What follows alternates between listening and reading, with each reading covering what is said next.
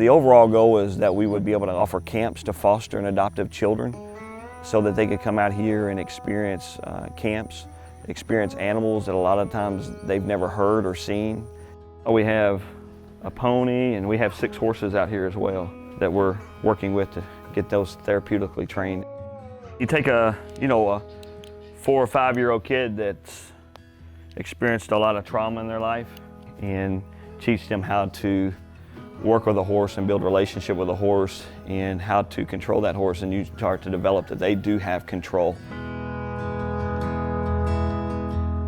After spending 7 years in the international communities, we began to realize that even in our own backyard, we were seeing some of the same things we were seeing in international parts of the world, is vulnerable children that needed loving and caring homes. We actually met our little girl at church. She was actually staying with another family at the time. They were not interested in adopting, and so we began that transition of moving her into our home. Our daughter has severe reactive attachment disorder, so she's needed a lot of different therapies.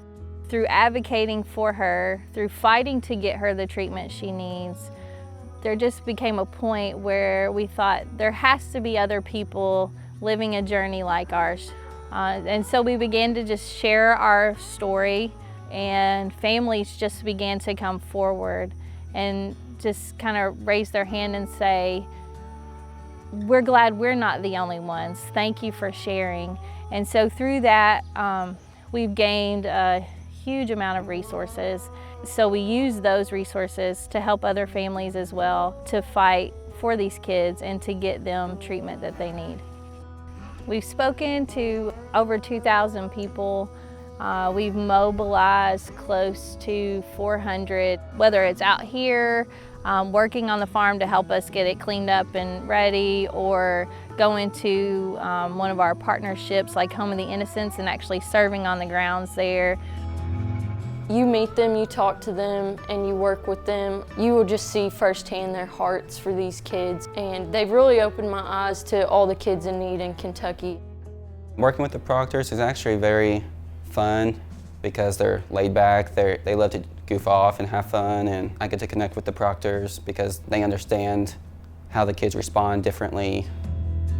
I've known them for 4 or 5 years, but getting to know them better has been really neat. Brian and Stephanie definitely are a great pair.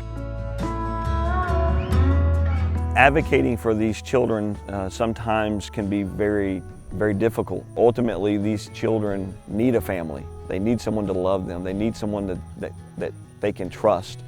And the beautiful picture of it all is that we would no longer see children going into care, but obviously children coming out of care into families and being loved on and being nurtured and provided for.